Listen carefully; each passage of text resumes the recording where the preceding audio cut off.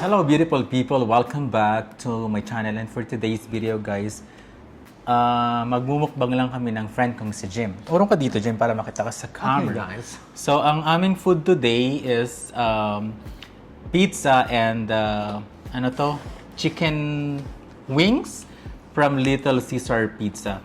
So ito yung magiging content namin today, magmukbang. Hindi naman siya ganun kadami guys, pero wala lang kaming magawa. So you can see, dahil wala kaming magawa, nag-shades kami, 'di ba? I'm wearing off-white shades, he's wearing off-white shades din. So ano ba ang masasabi mo sa ating mukbang edition today, Jim?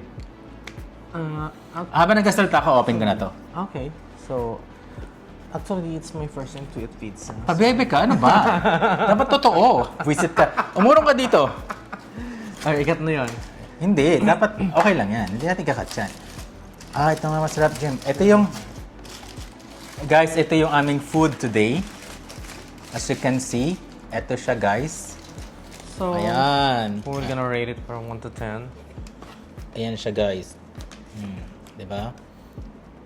Tapos, ayan yung magiging food namin. Buksan mo na yung pizza, Jim. Sure. So, ayan na nga guys. Hinahalukay na yung Ube. pizza. Ayaw mong pabukas. So, Ayan. tcharan! Wow, super. Actually, it's a mixed pizza, Jim, talaga. Oh. In-order ko talaga yan para talaga perfection sa ating dalawa. Nice. Alright? I love it. So, ilagay natin yung tissue dito. Ayan yung pizza. Tignan natin yung pizza, Jim. Ayan yung pizza namin, guys. So, mix siya. May pepperoni, may kung ano maisip niyo na yun. Right? So, ayan, kakain na kami. Halika na, Jim. Hey guys, let's go. Let's So, anong unahin mo? Wait lang! Siyempre, maglalagay tayo ng Pepsi dyan. Visit ka rin eh. So excited! Sorry guys. So, drink namin today. Ipan na ang basa namin. Ay, walang spirit. Walang Not spirit. good. So, umurong ka nga dito sa tabi ko. Ang drink namin today, Pepsi, hindi naman talaga kami nag-soft drinks guys. Pero, for today's video, mag-soft drinks kami. Wala lang, kasi bihira naman kami mag-soft drinks sa gym, di ba, Jim? Yes. Hindi mahalata sa katawan namin, right? Charot. See? And then meron kaming sauce dito, ranch sauce. Hindi ko alam kung masarap yan. Open mo There's na yan, another Besh. sauce also, please. Besh, open mo na yan. Meron tayong chipotle. Yes, Besh, Chipotle. Up to you kung ano yung chipotle na yan. Ranch. Ito naman. Okay. So it's a mayo, I think, or So parang ito yung... Sa'yo na yung ranch, sa akin yung chipotle. Okay lang ba yun, Jim? sureness. So ngayon, So guys, now titikman natin ang pizza. murong ka nga dito, Besh. Ano ba? So ito na siya. Ako bago ako kumain ng pizza, mag-soft drinks pa na. Okay, Konti lang. naman. Parang ang kinis natin ngayon sa video. Camera. Totoo naman, ano ba? So anong unahin natin? Ito tayo. So habang nagkukwentuhan tayo, Jim, syempre, meron tayong, ayun, habang kumakain, magkukwentuhan tayo, right? Kukwento tayo, kumakain tayo. Oh, I think this chicken. Oh my God! Ang sarap!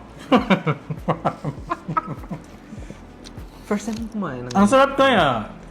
ng Little Caesar. Kanigil ka nga, mga ka-church naman.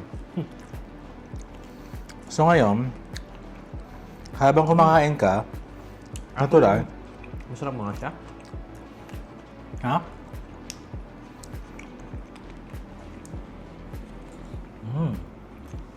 Ang harap nyo? Yes. Gusto nyo guys? Oh shit. Actually, ngayon ko lang na-realize, mas masarap pala ang Little Caesar sa Domino's at saka sa Yes. sa Pizza Hut. Oh my God, unbelievable. So ngayon, habang nagmumukbang kami na Jim, huwag kayong magmumukbangan dyan. Di ba? True. Halika dito. Halika na, uminom ka muna. Wait lang. So, just a moment.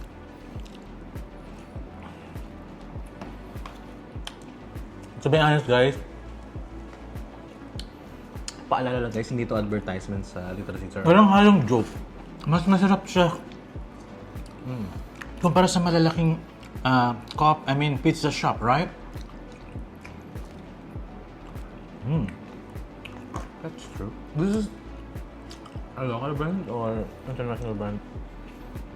I think international. I'm not sure. So ngayon, na-interviewin kita habang kumakain ka. Okay lang ba yun? Okay, ano sabihin?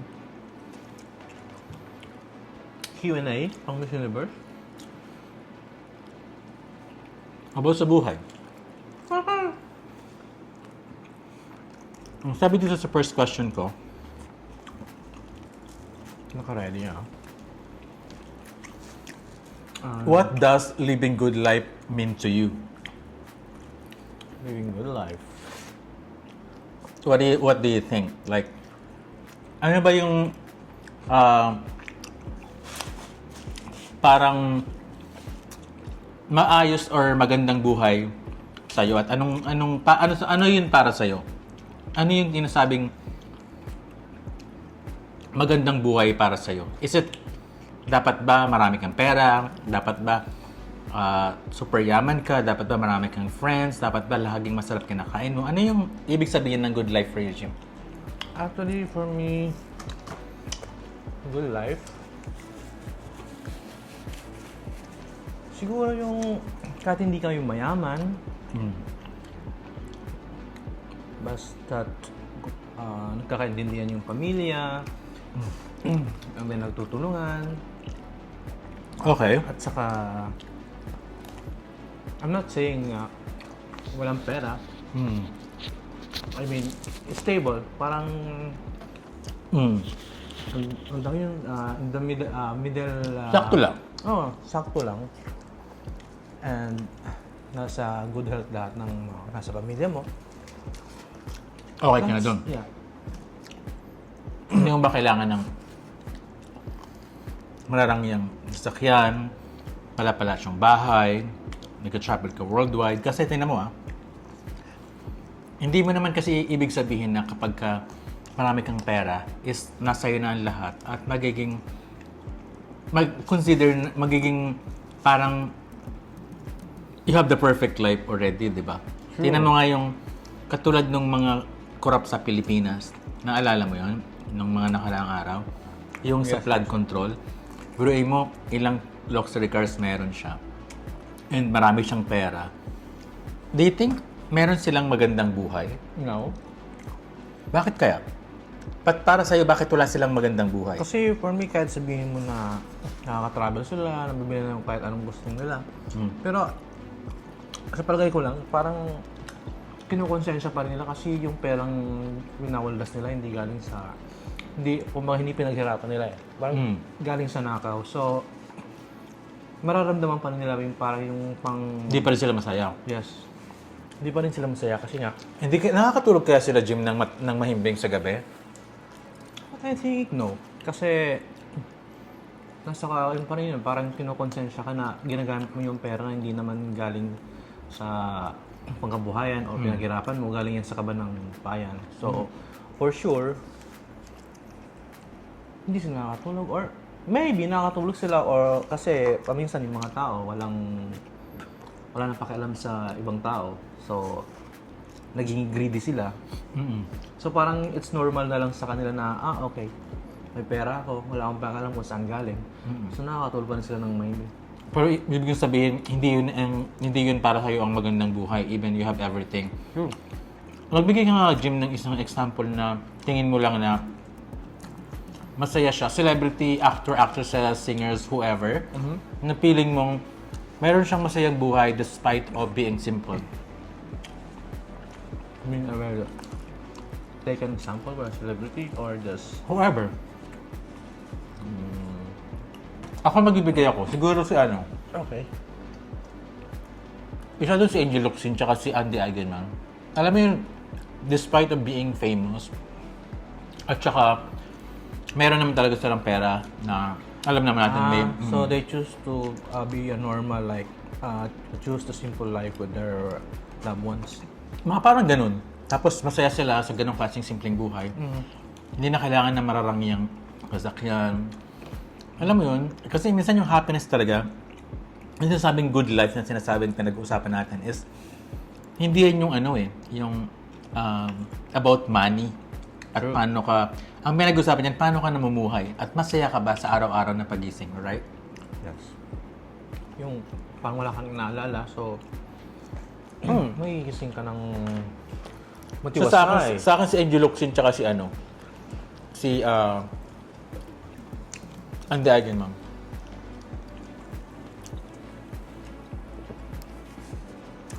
Ikaw ba? Si Judy Santos considered kasi masaya siya eh. Kasi actually, hindi naman ako, to be honest, hindi naman more on showbiz. So, hindi ako nakaka-follow ng mga buhay-buhay ng mga nasa showbiz. More on anime watching ako. Okay. Question. Kung bibigyan ka ulit ng chance na mabuhay ulit, for example, mabuhay ulit sa susunod na panahon, anong araw ba do you think ang gusto mong balikan? I mean, Anong araw ng to buhay mo? Come back to the past. Yes. Ano siguro yung...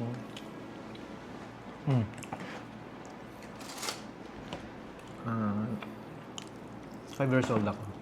Bakit? Kasi nung time na yun, parang ang problema ko lang yung paano ako Kumain. makatakas sa pagpapaturo sa akin ng nanay ko tuwing hapon. Talaga So, ba? oo. Parang yun lang yung na-miss ko. Kasi nung time na yun, wala pang mga gadgets. So, more on physical na laro yung mga ginagawa. So, ang sa akin lang, kasi ngayong time na to, lahat ng mga bata, more on nasa loob. Nagkalaro ng computer, kung ano ang paglalaro. Lalo na yung iPad, cellphone. Yes. So, Yung 5 years old ka, yung gusto mong balikan. yes, during my childhood, yeah, it's more of physical activity with your friends, with your pinsan. Mas maganda ngayon, no? Yes. Okay. 5 years old, di ba gala na?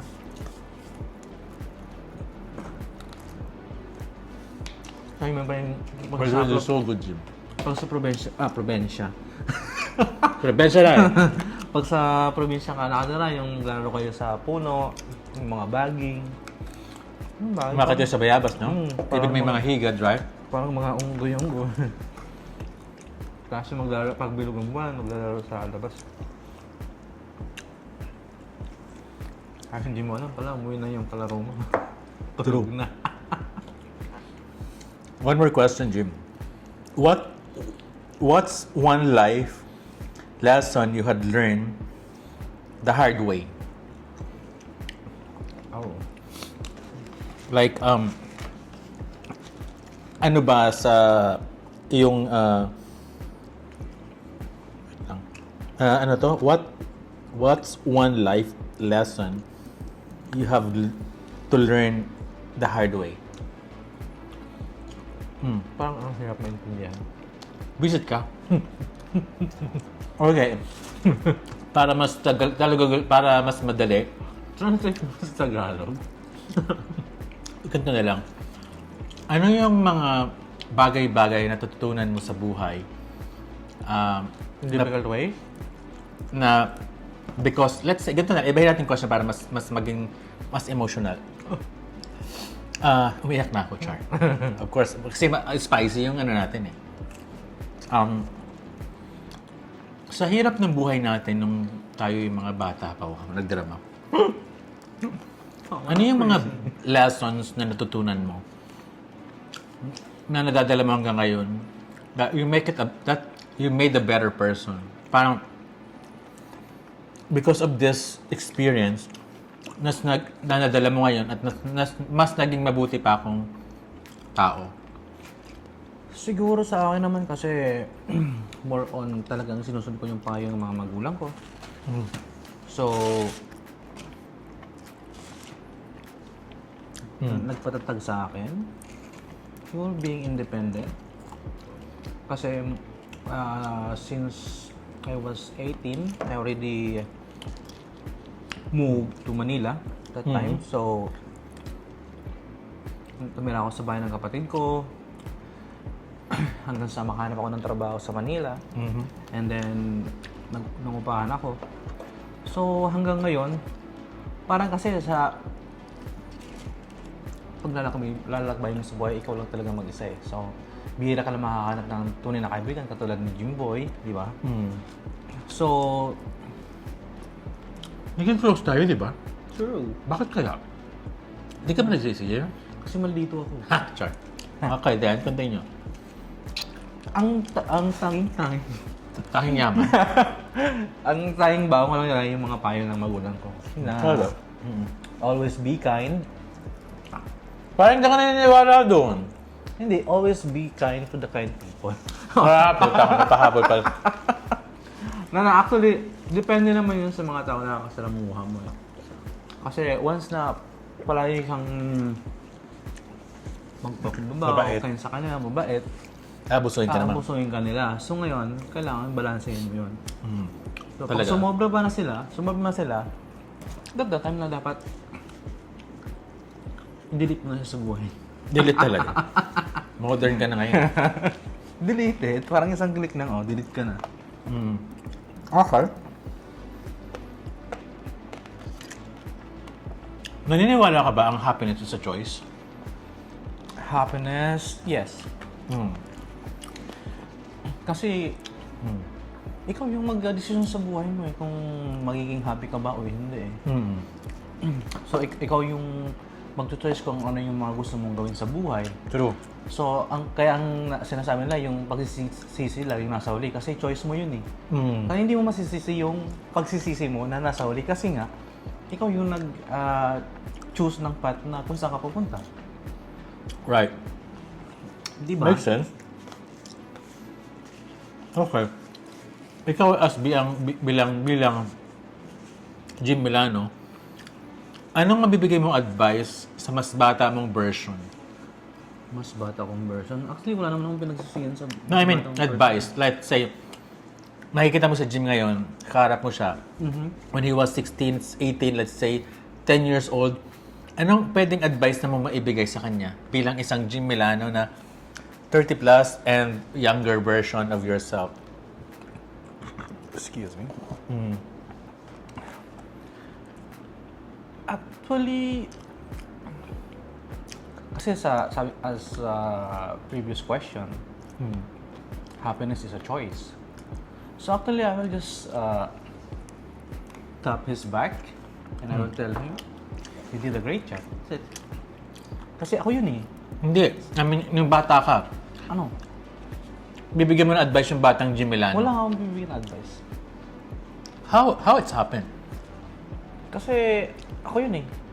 Hindi ko pinagsisisihan yung mga kung anong naging karanasan ko sa akin buhay. Kasi it's a choice.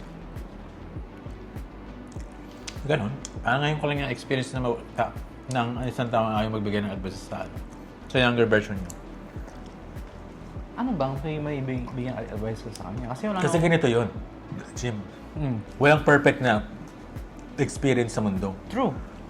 So yung mga bagay mong nagawang mali, that's normal. Kaya lang, Yes. ano nga yung advice na pwede mong gawin na posibleng maging guidelines niya na hindi niya magawa yung mga maling bagay na yon. Actually, parang wala naman akong nagawang mali sa buhay ko.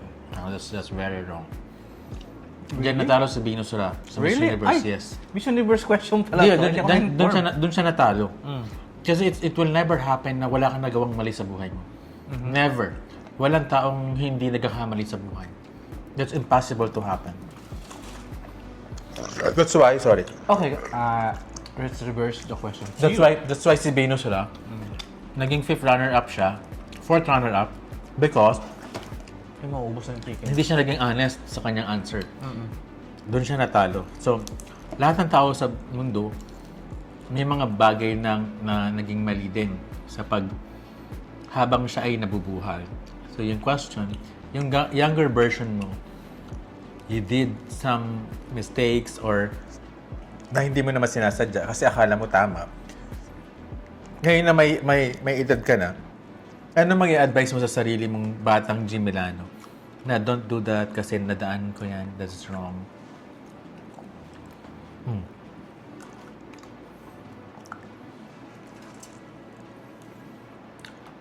Pero wala naman akong yung maliliit na bagay na pagkakamali sa buhay kasi sa destiny. Ano ka ba? Wala tayong magiging audience pag gano'n. Sabi, marami na magiging basher later. I like it kasi basher nagpapasikat. Mga basher.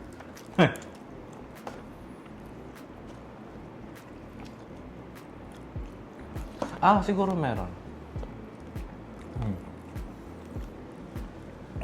Kasi ako, nung bata pa ako, ever since introvert ako, so ayaw kong palaging lumalabas ng bahay. So palagi lang ako nasa loob ng bahay. Okay. So, kahit yung mga magulang ko, tatay ko, sasabihin ako na, bakit ka na ako nasa loob ng bahay?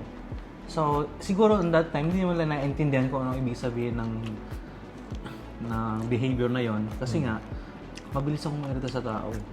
So, mabilis akong parang mawalan ng gana sa paligid. Okay. So, siguro, yun lang yung mali na gusto kong na dapat naging open, masiglaing tao para sa kasi ngayon kahit ngayon siguro na-experience ko pa rin yung minsan parang gusto mong mapag-isa lagi. So, parang ayaw mong magkaroon ng maraming kaibigan. So, picky ka maghanap ng kaibigan. Kasi nga, ganun yung personality ko eh. Tsaka ayaw ko ng bobo, ayaw ko ng ayaw ko ng plastic na tao. Siguro ganon, siguro pwede na rin yung ganon kasi mga kabaliktaran ng introvert is extrovert. So parang paraging masiyahin, nakakasalamu sa tao. Guys, sorry. Ang sarap. Promise. Siguro, pwede na yun. Ganun lang. Okay, makes sense. By the way, they have the best chicken wings, right? Yeah. Grabe, ang sarap, Jim. Okay, yun yung sabi niya. So, respect natin yun. So, even sa school, pag may mga... Dati nung nasa school pa ako, nag-aaral pa ako. Even pag may mga group project, gusto ko ako lang mag-isang gumagawa ng sarili kong project. Parang, sabi mo, makasarili. Ganun.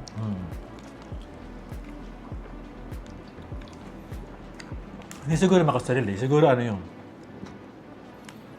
Ayun yung ugali mo eh. Ayun yung...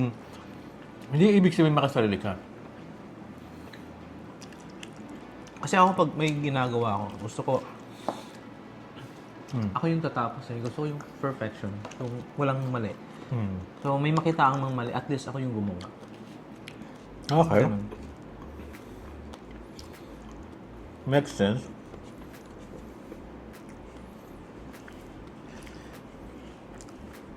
How do you define success? Success...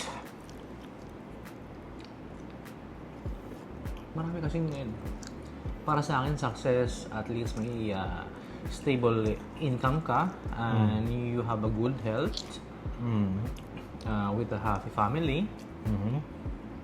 And that's it. Okay. Health, wealth with happy family. That's all good. Makes sense. Okay. Maanghang pala to.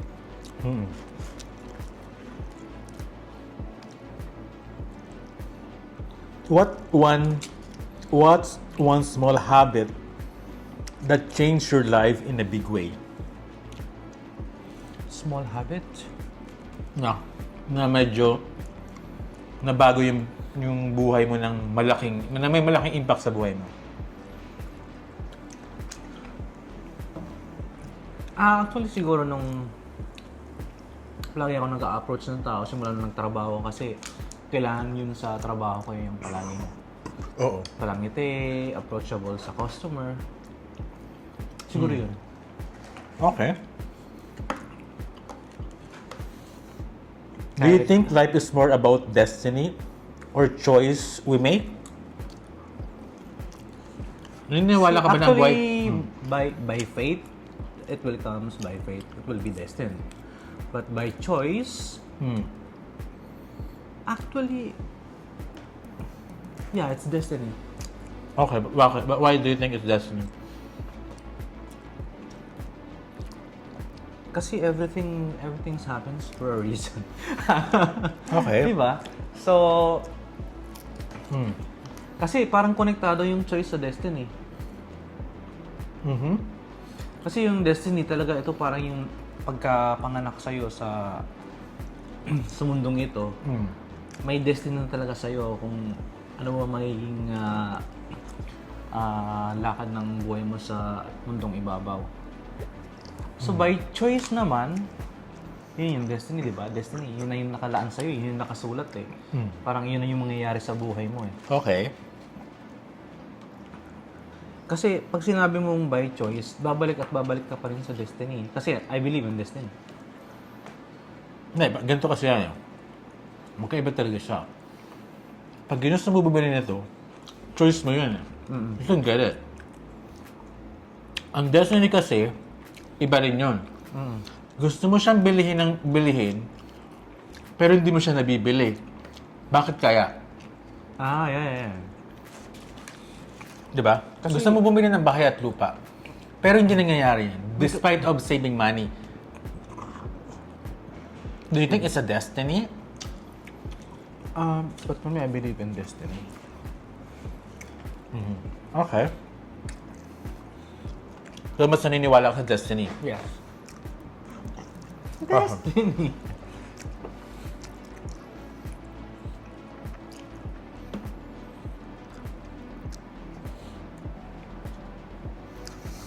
If today were your last day, Oh my God. what would you be most proud of? Proud of?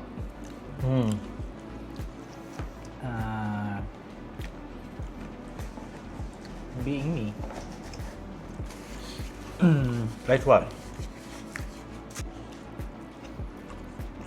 Ayun yung mga question na tinraw ko sa kanya while we're eating pizza and chicken. So, okay ka naman ba sa mga question? Ako naman. Pero hindi ako ready na. Ganun ba? Bigla ang question yun ah. Hindi ako na-inform. Visit? Celebrity ba? Kailangan talaga kapadala yung question sa'yo? Kasi dapat scripted. Ano ka ba? Sa buhay, sa mundong ibabaw, ang buhay dapat is makatotohanan. Ganon. Hindi siya pwedeng scripted. Madang Orning, ikaw ba yan? Hindi naman, sakto lang. So yun guys, ayun yung mga question na binigay ko kay Jim. So kayo na mag-judge or wag nyo lang siyang ibabash. Bawal ang basher sa channel ko. Yun, so... Sorry yung nagbas na matay. Oh, grabe. Baka yan tayo ni YouTube, iba.